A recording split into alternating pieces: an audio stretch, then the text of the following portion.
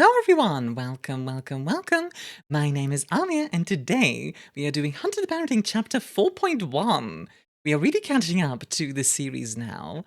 Last thing I saw is that apparently Chapter 5.3 released, I think it was yesterday, or like 2 days ago, which really dates this video. But hey, I'm excited to get there. I'm really excited to get there, because we're only 4 away. Which means in just a month, I'll be there. So, oh boy, oh boy, oh boy, oh boy. I'm excited. I'm also excited for 4.1 because apparently this one's about vampires, so that should be fun. And I think we're going to get some conflict between D and Marcus, which is always interesting. It is the main part of the conflict, after all. Anyway, let's get into it, shall we? Alrighty, let's do this. Ba-ba-da-ba-ba-ba. I do really like this art that they do for the Patreon subs. I'd love to do something similar one day. If I get a team together for my stuff, then I definitely will. Immortality is pretty tempting.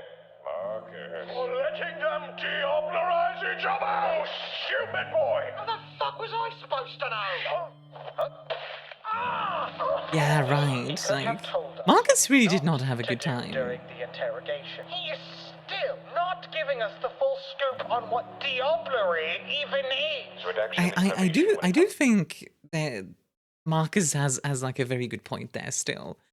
Even if I also agree with Dor. Stop hunting the supernatural is needed. If he can't trust me, then I can't trust him. Instead of putting your trust in him, put your faith in us as a family. Even if he has sat down and taught the risks of, say, imbibing vampire vitae, would he really listen? What worries me far more is the fact that this secrecy of yours is creating rifts between you two. Just wait a little while longer before you say too much. I will not tell Marcus anything until TF2 releases.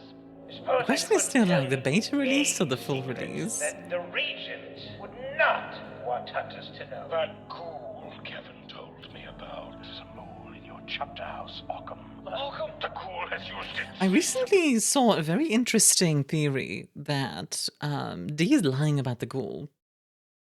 That there's actually like nothing in the chapter house. That he just wants the hunter data. Which to some degree does make sense to me. I mean, D definitely doesn't like the fact that the hunter data is out there. And he'd rather see it destroyed. And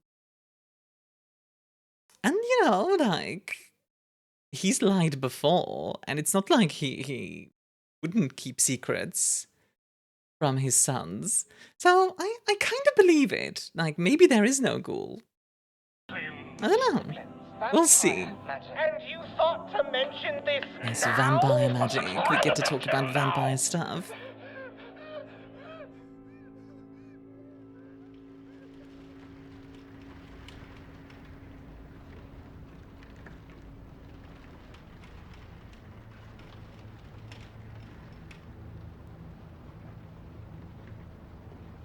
Power of disciplines, making mortals burst.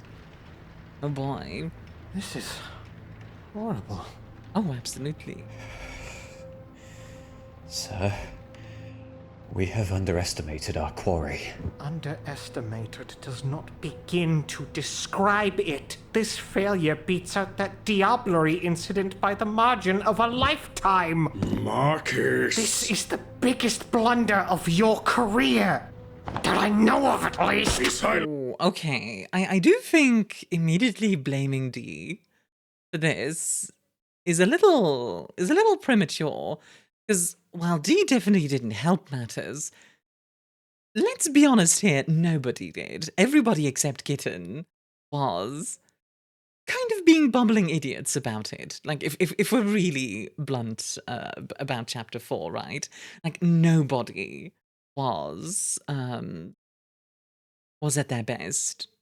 In a way, it's kind of like a D&D party, just kind of messing around, ha ha ha ha, and then the city explodes, and it's like, oh, oh, we did that. Like that sort of thing. And I don't think that's specifically any one person's fault. I am trying to solve a murder! Not so loud. I declare Hunter Huddle. How dare you! Hunter Huddle. Oh, is this like a rule thing? You know the rules. Yes, it is. Fine! Hunter Huddle initiated!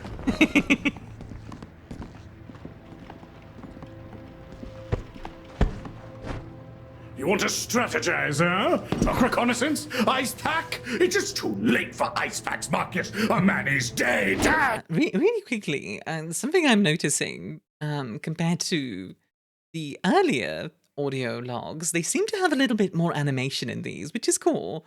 Like, I think at 3.8, we had like a moment of animation with Door. And I do think there's like been like little bits here and there, but I actually really like these. Honestly, I don't want to say I like them more than the main chapters, because I wouldn't go that far, but they're definitely on the same level. Stop obliviating and answer me. What did this? There's quite a few things that could have done this, actually, like, since I've been thinking about it more. I know I said, like, oh, it's probably a werewolf. Still possible. Werewolves absolutely could do what they did to Fatigue. A vampire is possible. Bruja, for example. Like with some potence. Absolutely. Absolutely feasible. Tremere, maybe. There is a Tremere discipline that allows, like, basically to, like, exsanguinate people. Other than vampires and werewolves, I think there's some Fomori that could do it, but I don't think there's a Fomori here. The Fae, probably. And, you know, there's always mages, but I don't think there's a mage here. How did this even happen? Fatigue looks like he exploded. That's not in the ghoul playbook. But what if I suddenly exploded? What the hell is going on? I don't quite know. Yes, you do. Of course you do. No, I don't. Honestly, Marcus here is understandable. Always do. And you always hide it. Stop it, Marcus. No. And I mean, I'm gonna be honest. Like, Marcus has a point in this moment. Like, fair is fair. It always gets hidden. So why should he trust D in this situation? Now's not the time. We are talking about this now because murder. No, honestly fair. Might I interject? Oh, hello. Dr. Waters. Where'd you come from? You worry, Doctor. You suddenly operate upon a sacred hunter huddle. Give the last. Why is she? That's very sneaky of her. Interesting. Of decorum, but your loud, boisterous voice is relatively hard to ignore. All that screaming suspicious at a of her, crime won't scene I? makes me want to scalp you. With my scalpels. Oh god, my nose is bleeding. Yes, my voice Why is your nose is bleeding? quite powerful. The hunter huddle may need improvement.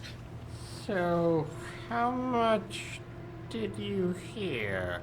Enough to guess the obvious, that we may not be dealing with a ghoul at all. Okay. Really now? Do not put your words in my mouth! Oh, the words are all yours.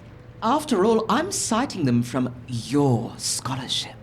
Preposterous! You read my work? With all its side tangents about dog cancer and orangutans. What a Interesting. twist! Surprised you had time to read between your benders. You live in a glass house, dear. Okay, so her having benders worries me. Because, well, let's say you are an addict. You're chasing a greater high. There's no greater high than Vitae. Okay, I know I was saying, like, there might not be a ghoul. Never mind, I am now incredibly suspicious of her. Shouldn't you be thanking me for keeping your work alive? Damn it, you're basically Occam's second. If you're both willing to use our work, how the hell did Remold manage to censor it? And there's something I really like about the fact that she just gets tilted slightly to, like, show her looking up. There's something kind of charming about that to me. I really like little, I wouldn't call them animation tricks, but you know what I mean, right? Like these little tricks that you do to sell the movement or the action. I like that. Nepotism, seniority, the fact that he's from London and we're a backwater. But there's a time and place for that conversation. Ankle deep in my colleague's guts, isn't it? Yeah, fair enough. On that subject, I'm sorry we couldn't save Fatigue. As am I. This is an unfathomable loss. Lord Fatigue was among the greatest hunters I've ever met. But know that I will respect his legacy by doing my job. And I wish for you to say your piece now, or tend to his great vessel, and leave us to our work. My piece? It's simple. Our isn't a culprit ghoul. What?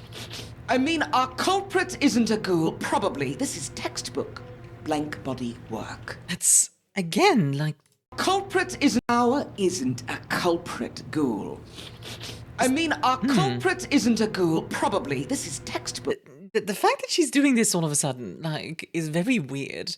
And the fact that she's the one pointing them away from a ghoul. Blank body work. A vampire? Is that possible?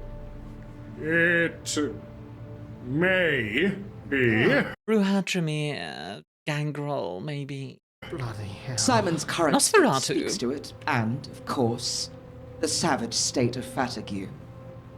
A matter like this would have demanded particular mastery of physical disciplines. True. So tell us about them.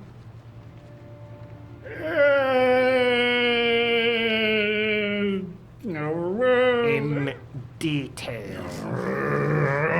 Sir... Father, we need the specifics. Whether this is a vampire or a ghoul or the amazing balloon boy, the raw, unfiltered details cannot be fucking arbitrarily kept sequestered. Whatever reason you have had to keep things obscured, perhaps, are now overshadowed by the death of our old friend? Very good points on Marcus's end.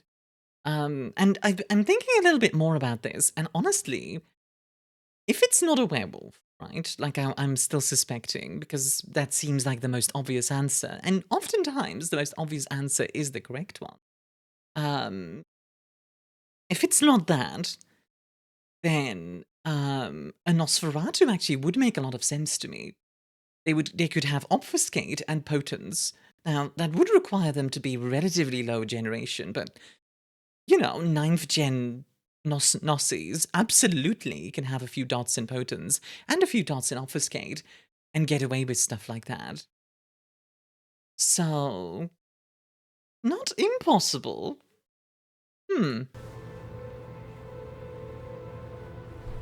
Why the actual fuck are you not answering? Oh, goodness gracious. What do you mean, goodness gracious? Picked a right time to shut up, didn't you, Dee? Well, if he won't talk, I certainly will. Even if she is a ghoul, like, assuming she's a ghoul, God, I kind of like her. Oh my god, finally someone sensible. Please, Doctor, just get it all out there. My notes on disciplines are for the Chancellor's eyes only! I guess we both break rules. Even though that is go very now. punk rock, I still hate it! Given your paper's best by date, I decided to indulge. Before I burned it all. What? Orders are orders. Someone had to purge the D-works littering our library. Well, I don't like the book burning part, but, you know. Frankly, useful as they were, I regret we didn't do it sooner. The reason why there's an infiltrator in the first place is likely due to your careless scholarship. Are you... That I find very unfair to D, actually. Like, knowledge is good to have, especially in the world of darkness. You need to know what you're dealing with. Not just to hunt, but just in general. It's like, what's like a good comparison? Let's see. It's like knowing that when you cross the road, there's like, there's risks involved in that. It's risk management. And if you don't know, like, if you don't know how to cross the road properly, then your risk goes up significantly. You know what I mean? Knowledge is good to have, and keeping people informed is good. So honestly, yeah, no, I completely disagree with her here. Now, don't get me wrong, you need to be careful with knowledge as well in the world of darkness, because Camarilla and all that, but still... casting your blame onto us? Yes. But again, ankle deep in gore. We have to deal with the consequences together. And if you won't democratize your work, I will. So it seems. Yeah, interestingly, even though I kind of, like, disagree with her about the scholarship thing, she's the one sharing the knowledge, while D is the one being reticent. Which Very makes well. sense, but still. Be cautious, for some knowledge is best. Right, vampire magic. Before we get into the vampire magics, I just noticed something that I think is really cool. Notice D and Marcus are looking at each other during this entire section. Like, it's only here, you know, like D gets a little bit surprised. D is now looking down somewhat towards the Doctor. That's a nice little bit of detail, because it does make sense. And the fact that they are on opposite ends of the frame also kind of sells that the distance between them. If you've ever seen what movie is that again? It's a 1940s era movie. There's a scene. It's about newspapers. It's a scene, very famous scene, where where like a husband and wife, they start off very close together. Like the tables are very close together. And throughout the scene, the table grows longer and longer and longer and longer until eventually they sit like an entire room apart. The distance between them so great that they can barely talk anymore. And there's something it sells the whole fact of distance, quite emotional distance, quite literally, very well. So I like that. I also like, and I don't know if this is intentional, this might just be me reading too much into it, but this might not be intentional. But if we look at D is a little bit closer to the middle than Marcus. Marcus is all the way on the left. Now, that might just be to keep him in frame properly, but on the other hand, he's almost out of frame. You know? Like, again, I might be reading too much into this. Maybe they just were like, no, we're putting him here. But, you know, it's off-kilter. Kitten, with his spear, is right in the middle. And then Marcus and the Doctor on the left. And D very close to Kitten on the right. I don't know. It might be nothing, but it wouldn't surprise me if they did think about that a little bit. We've already heard him rave about them briefly. Yes, vampire magics. Let's get into the lore. There were 3 that were relevant, weren't there? Perhaps even 4. Let me jog my memory by going down the list. Potence. That was first in your list, wasn't it, D? I don't remember. I wrote it out years ago. Sounds straightforward. Without any is. commas, it certainly was. Juggling dumpsters, isn't it? Or ripping someone apart with your bare hands. Now, worth noting, each unique vampiric power can, as far as we know, be learned by any given vampire. But important. You almost missed this. Each unique discipline comes naturally to different vampire types. Those not of that type must learn how to use them. Yeah, in theory, a Tremere could get 5 dots in Potence. It's just not something they're inclined to, naturally. Ah, so Potence is something our human-animal vampire had naturally, I assume. No. Able to launch a fully grown adult like a football as part of the ape vampire learning curve? Incorrect! See, that's what I mean, what? Humanimal type vampires don't boast potence as an innate skill. Very quickly, something interesting about Marcus's response here, and it shows the contrast with Kitten in a very good way, I think, where Kitten is... Kitten's response during the Ghoul episode was like, oh good, I'm learning. Like, oh, I'm wrong, I'm learning, good. Meanwhile, Marcus wants to be correct, most of all. And yeah, it makes sense. The difference between them is very They rely clear. on the supernatural powers of Protean. Instead of raw strength, animalistic fury comes to them more naturally. Though, if you want to make a terrifying gangrel, Protean and Potence together is... oh god. Serrated claws that can hiss through flesh like a knife through butter. Those are the humanimal's preferred weapon. Then, how the hell was he so strong, Sir D? Ape Boy, I mean. As Dr. Waters said, just because potence is an innate to a vampire type doesn't mean they can't gain its knowledge. It's simply more difficult. Indeed. Ape Boy had the means to gain such power. I'm sorry, but I don't know who any of these people are, and if I have to hear more fake carnival names, I might just vomit. I do really like how she's very much the straight woman here. Like, the Doctor is very no-nonsense, and it's kind of nice because, while I love the shenanigans of the group, they're all kind of wacky in their own way, right? Even Dor, who is very straight-laced and very focused, is wacky in his own way, I feel like. So the Doctor just not wanting to deal with Dee's shenanigans is really, really nice, and I like that. Can we refocus? Right, of course. Perhaps you could share your own knowledge on the subject, Doctor. For one, I know even a novice user hits about as hard as a sledgehammer. Accurate. Vile bodily trauma of varying degrees. They can also potentially leap into the air, yes? Quite high, too. Scaling buildings with a single jump, that sort of thing. Oh, Dee I does can not confirm like seeing something similar. talking about that. Horrifying. And sadly, a bit ballin'. Marcus! Samson is a vampire! He's balling! So, sledgehammer strength, double jumping, etc. That's novice level stuff? Yes.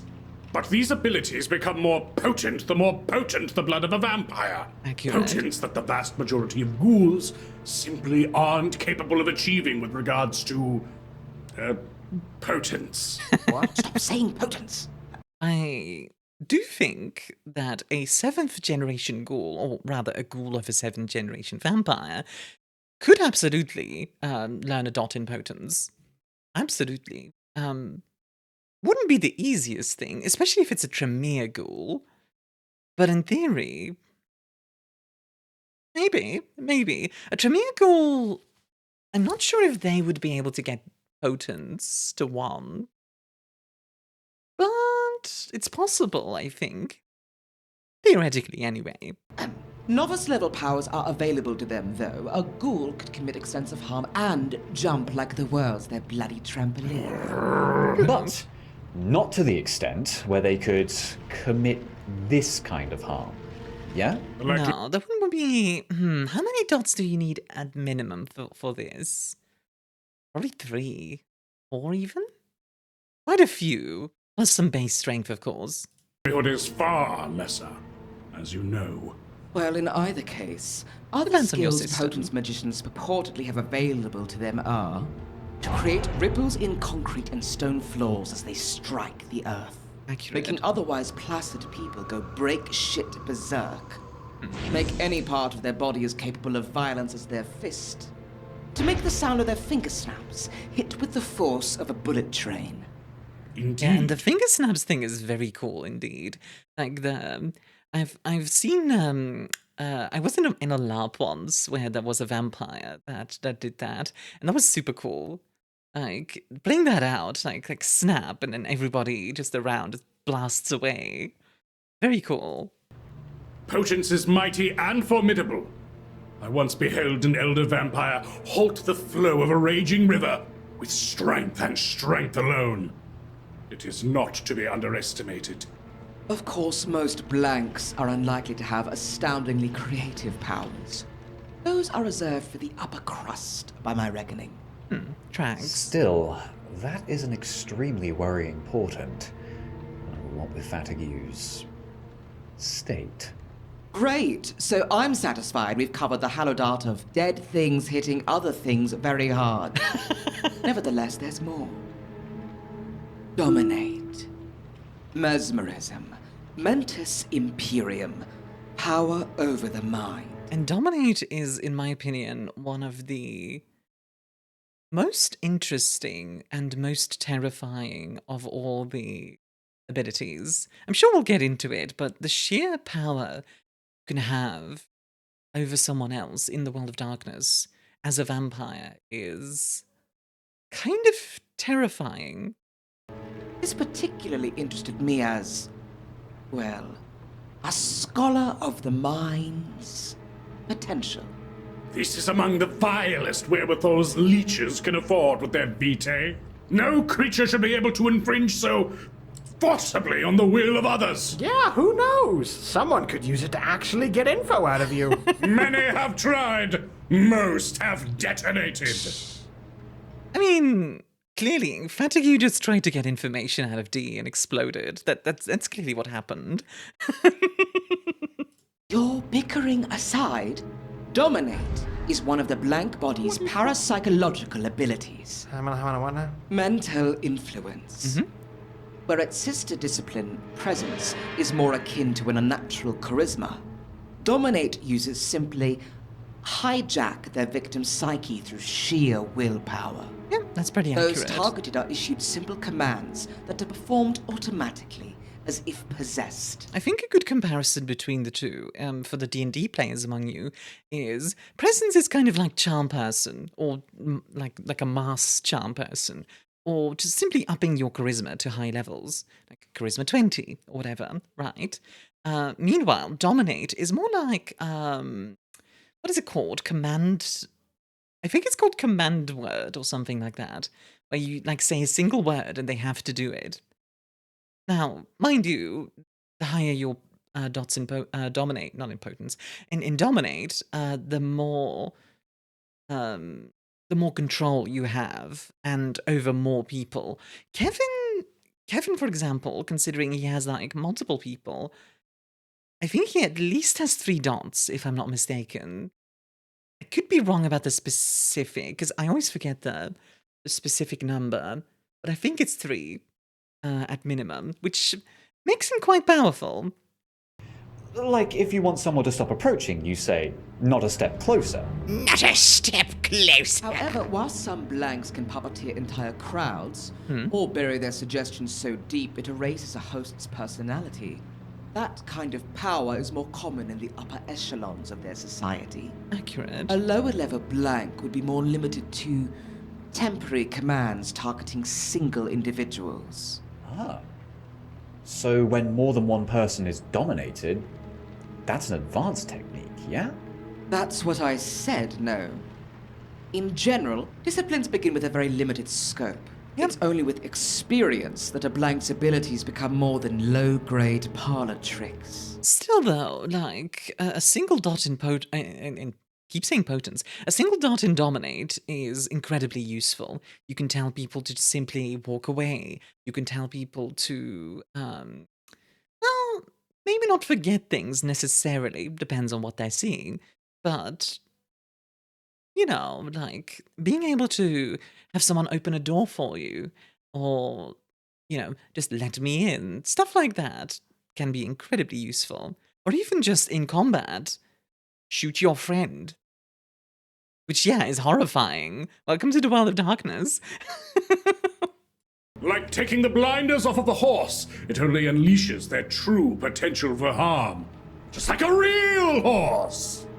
Sure.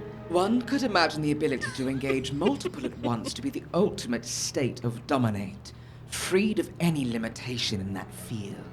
Right. So, hypothetically, if one were to control a group of 5... Then you'd be facing a creature of immense skill as far as domination is concerned. Ah, I think it's 3 dots. great and mighty indeed. It is a dangerous and insidious sphere of power, emblematic of the beasts as a whole. What they can force you to do at the higher levels of mastery is nightmarish. But being able to circumvent the spell when it's cast is still a point of advantage. Indeed. The strength of one's will is something the vampiric curse tarnishes, rather than empowers. To that end, the canny hunter can potentially thwart their devilish commandments, if properly prepared. The issue comes, of course, with the element of surprise. For instance, if I were a powerful blank and I told you, hey, Marcus, cover yourself. No. Yes, you wouldn't. But if I were a blank body and you weren't expecting Nah, still wouldn't. No, what I'm telling you is you would. Because you wouldn't have your mental defenses prepared. I don't know, maybe I'm just built differently? That's my boy! You are insufferable. Okay, I do like that they still get along in some way. I'd probably off myself if you were an elder vampire, if that helps. Yes, heartwarming, kid. The point is, a ghoul can probably only charm one person. But if it's a full-on blank, any one of us could have sleeper suggestions buried in our psyche and not know it. Except for me. No! And Big D neither! We are done wasting my time. Why don't we move on to the next subject you'll all ruin? Are we really that bad? Yes. Yeah, pretty bad. Now then, obfuscate. Alright, so my guess on this one is the ability to vanish from sight. We've seen that ourselves. Not seen, I guess. More complicated than just invisibility, though. I'm sure we'll get into it, but, like... It's not just, oh, I'm invisible now. To that end, any additional insight? Like most things in this great world of ours, it's more complicated than just a layman's understanding of invisibility. Obfuscate as a discipline encompasses a rather varied arsenal. The gist is in the name. Obfuscation. Tricking the mind into perceiving something incorrectly. Which, naturally, makes this another parapsychological phenomena, Wait, hold on. if I must. When we had that sludge lad captured, he turned invisible and I couldn't even detect him on security cams. How the hell is that parapsychology? That, my very brash former colleague, is what you might expect of an advanced obfuscate user.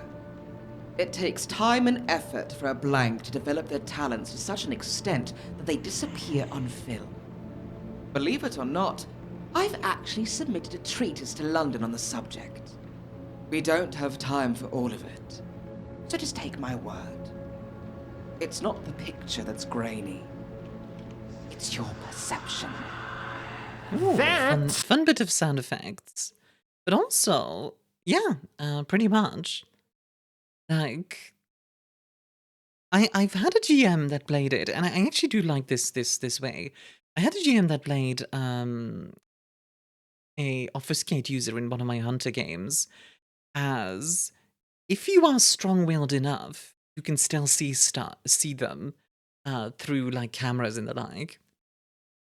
Which I like that as a counterplay, personally. It's actually kind of impressive. Impressive, yes, but no less dangerous than unnatural strength or laser heat vision. Oh God. Sir D, do vampires have laser heat vision?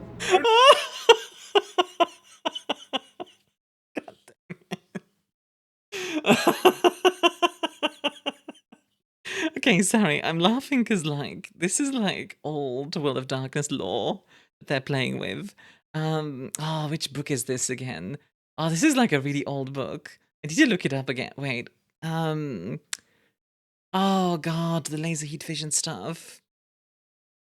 I swear, I remember, like, an old ancient book that was, like, a specific bloodline just has those powers. Only if they're sufficiently fascinated by the Carpathian mountain range. Writing that down. I guess all this makes Boris John Cena gaff a bit funnier. Jonathan Senastity's ability to vanish aside, turning invisible is only one of the many things this discipline is capable of. Sludge lads the world over use it not only to vanish from sight, but impose a false self over their twisted visage. Likewise, appearance is not the only thing that can be cloaked. Sounds can be silenced, conversations coded from outside contemplation. There's even a canny clan of daredevils that Ravenous, specialize in baby. creating illusions. And another that spice this power with dominate, to obfuscate reality itself from a victim's mind. And the Malkavians. Malkavians especially are very dangerous because of that. I mean, any vampire really is, but yeah. Also, have to say, love this art. I don't know who did this specific these specific art pieces, but I love the like use of just like shadows to show the overall character. It's very cool. Goodness gracious. Very nice art. You know, Dee, when it's my area of expertise and you do most of the talking. This is all my expertise, good doctor. Remember whose work you're quoting. True, but when I choose to forget that, who will become the primary source then? A low and cruel blow. That's my specialty. Now then, I should at least pay lip service to the limits of a novice user. If your source was right, Dee, and this I was a... Right. If this sorceress blank or ghoul is what you think it is, its specialty isn't likely to be obfuscation. Note something really quickly. I believe Kitten knows what a Tremere is. So everyone except Marcus is in the know here. I find that very So they'd telling. probably be a novice user in either case, and that means they most likely can only be invisible, while staying completely still. Right. Right. The chasm between beginning and advanced with this stuff is indeed wide as hell. Oh yeah, Like I- like between one dot and 5 dots is insane. It's like it's the difference between a baby and a hydrogen bomb. Said, parlor tricks. Be that as it may, they're still deadly.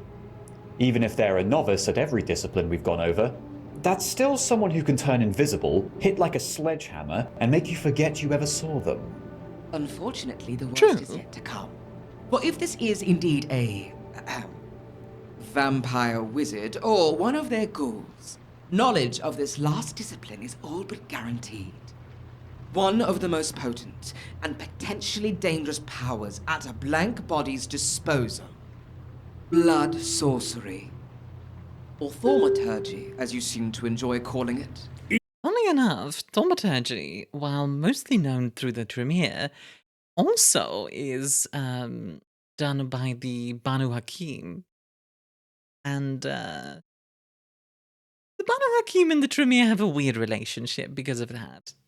It is not magic! It is a sham, a pile of slime wearing the noble coat of sorcery! Well, okay, I will point out, while I don't think it is true magic, because true magic is, of course, all about will working, it is a type of sorcery. Blood sorcery is a type of sorcery. For those who don't know what the difference is, true magic basically can do anything within the limits of paradox. There is a baseline reality that needs to be followed, but other than that, you can effectively do anything, right? If you're subtle about it, you can make extreme changes to the world around you. A very fun example in the Hunter 5th edition book is a mage that has a bag, and out of the bag, he can produce any gun he wants, like it's GTA. like an RPG, a gun, like an assault rifle, sniper rifles, doesn't matter, anything. And while that's definitely, like, you know, on the limits of believability, it's not too ridiculous to believe that, oh, maybe this guy has a rocket launcher stuffed in his bag somehow. You know, we see it in video games all the time. And sorcery, on the other hand, is more like a math puzzle. 2 + 2 = 4. That never changes, right? And if you find the right formula, then you can effectively have all sorts of weird and wacky effects. That can sometimes be more powerful, even, than true magic, even though mages have a tendency to look down upon hedge mages, as they're called. Blood sorcery, on the other hand, is in this interesting grey zone, kind of in between the two, where it is still sorcery, it's still bound by the rules of sorcery, but it's not as strict as regular sorcery. 2 rapscallions on each other's shoulders, trying to get into a theater where they're screaming, whistling in the dark. Okay. A movie I don't even particularly like. What? Thaumaturgy is the end result of a group of half-cocked brigands realizing they were past their prime and willing to steal anything for a second chance at life. This is true. That's what happened to Tremere back in...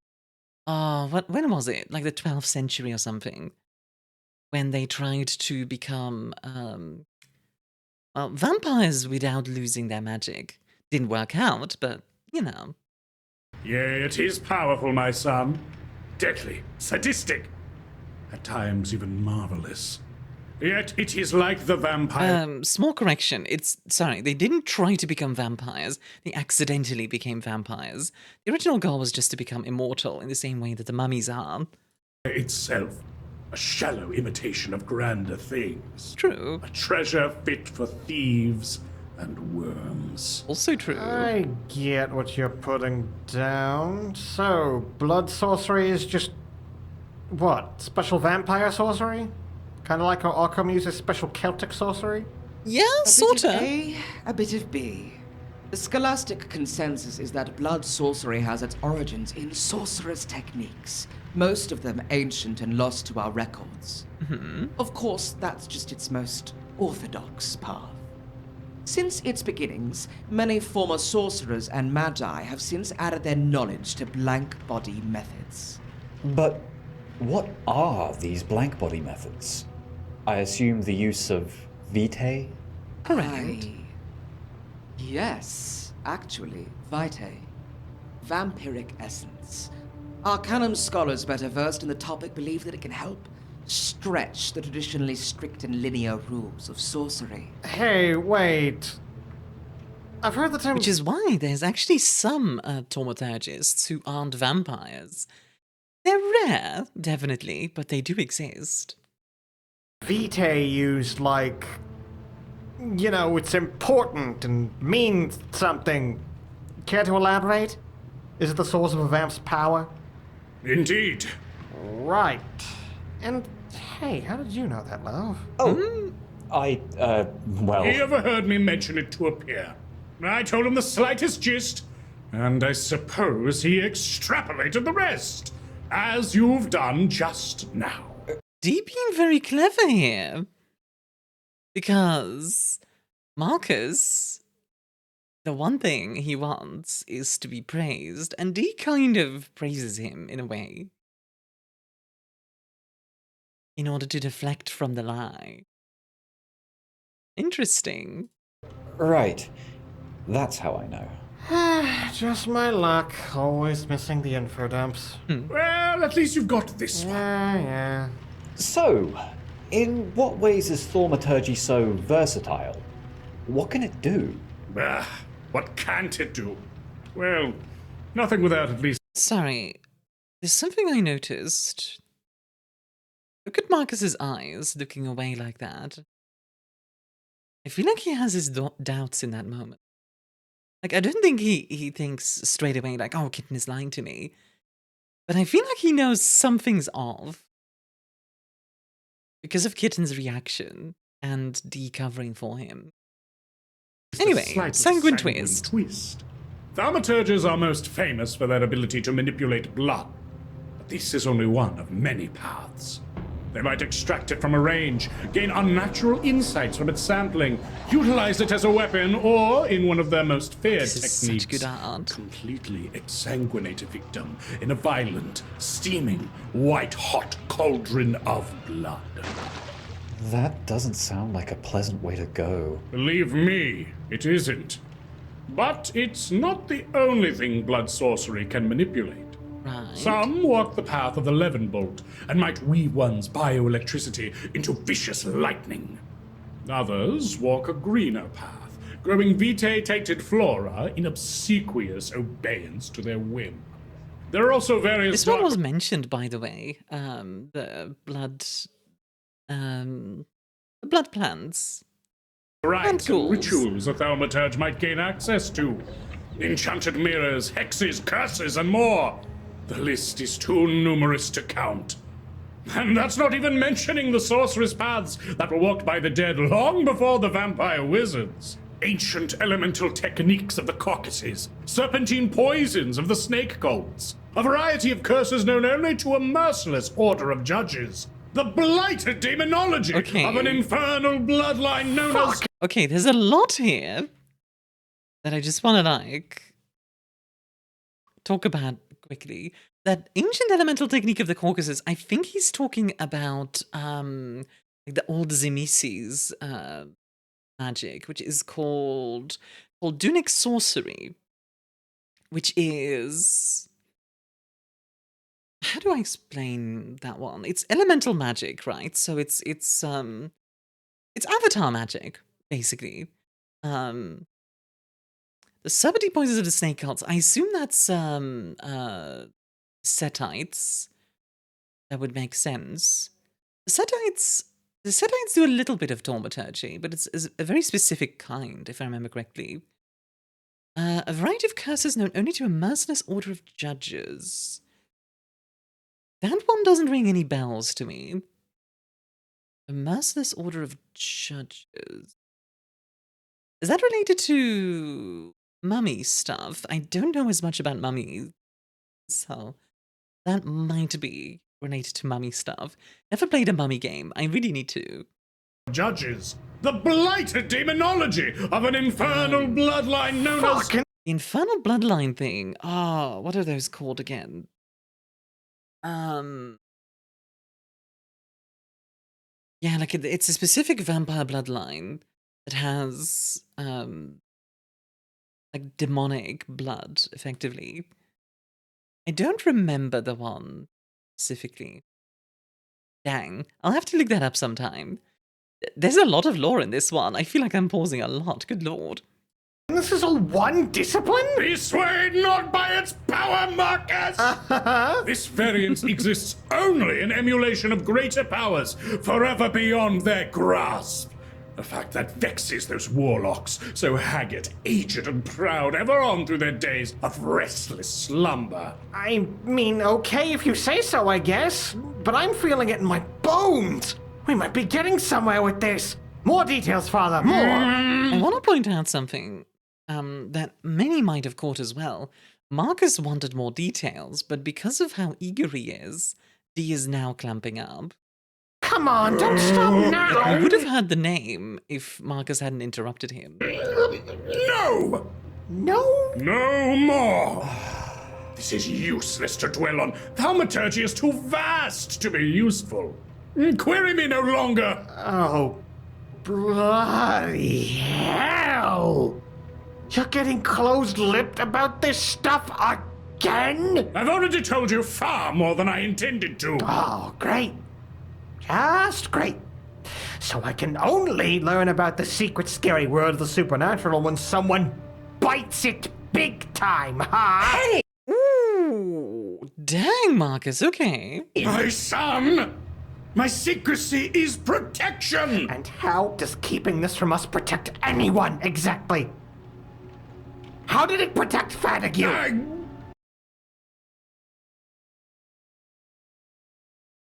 Ooh, fantastic point by Marcus, I have to say. like, fair is fair, right? D being worried about Marcus's potential, absolutely. But sharing information about the ghoul, or even blank bodies, might have prevented this. Maybe. Maybe. Unless it is a werewolf, and in that case, it wouldn't have. But all the same, Marcus has a good point here in this moment, I think. Like, fair is fair. D has a good reason to hold information back, but sometimes you need to share what you know. Oh. Hold on. Need to, dip from the family drama. He finished hosing spit off. I'm going to go and check on him. You like that? Father, if it's as you say, and just knowing this information is tantamount to breaking some sort of human vampire kayfabe, but you know all of this and won't tell us, how is that optimal? How are we supposed to survive when things get like this? Marcus! Sorry, love, but I will be heard out on this. We're here as your family because we want to understand and fight these murderous monsters. Not just that, son! So, again, I think Marcus has a fantastic point here. Because, yeah, if you don't know anything, if you don't have a light, how are you going to see in the dark? You know? Like, it's a fantastic point. So I'm really curious what D is about to. The boundaries are set for a reason, so we do not unnecessarily endanger ourselves. Okay, but you need to give him a reason beyond just, it's, like, you have a reason. A dead hunter is useless to all, except as a warning, writ in blood. Who are the rules set by? You? Yes! And I would have you abide by them as your father! Hold on a second. Hold on a second. First of all, holy heck. Second of all, a dead hunter is useless to all, except as a warning, writ in blood. Montague is a werewolf hunter. It's a werewolf. It's a werewolf. This line made it very clear to me. It's a werewolf. Like, you know too much about werewolves. We killed this one. Don't come after us again. That's exactly what the werewolves would do. It fits their MO perfectly. Yes! And I would have you abide by them as your father! I am stronger than you, smarter than you, a superior hunter! I am your better, and you still... Steady! Good on you, kitten. Sorry. Never mind. That... No, that was too far. Marcus, I am not... No, Father. That was probably the most honest thing you've said to me in years. And you know what? You're right. Marcus... We're just going to call it settled, all right? You've kept this from us for our so-called protection. And until recently, I wouldn't have accepted that excuse. What do you mean? Someone gave me some very important insight on trying to work on things like this. So I'm going to take it to heart instead of digging further. Are you certain, son? Hey, don't get me wrong in the slightest, Dad. We're still going to talk about this. Oh my god! Right now, not at all. We're discussing it later, then. My goodness, Marcus. Now that's character growth. Good on him, honestly, for saying, you know what, this is not productive. We're going to step away from this and come back to this later. Good on you, Marcus. Good on you. That is really, really good. Absolutely. But until then, we've got a murderer loose in the chapter house with us, and we can't just bicker like this. There's already too much bickering. I agree. He is right. We still lost.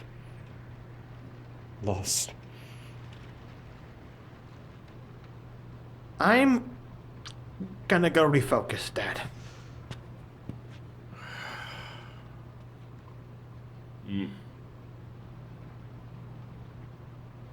This was a fantastic audio log, god dang.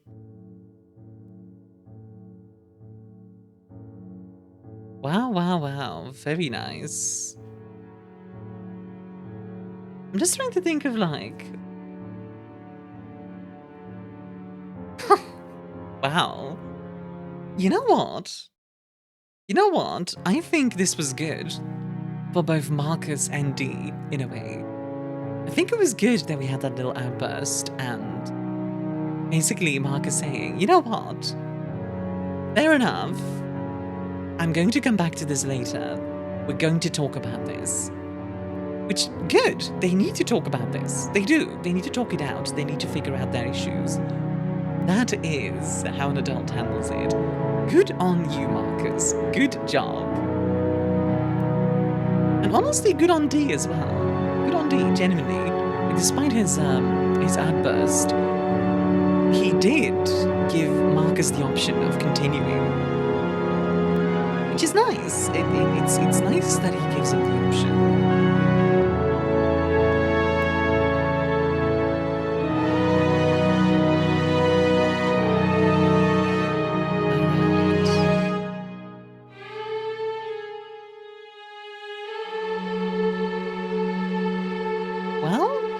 With that, thank you all very much for watching this latest episode of Armia Reacts. I hope you all enjoyed. If you remember, you can see your name scrolling by in the background. And as always, thank you very much. It is greatly appreciated that all of you support me. It helps me out a lot. If you want to check out more of my stuff, feel free to check the links down below. I stream every single weekday, except for Wednesday, over on Twitch. And I also do have manga, as well as a Discord that you can check out if you are so inclined. But for now, thank you all very much for watching, and I'll see you all in the next video. Bye-bye!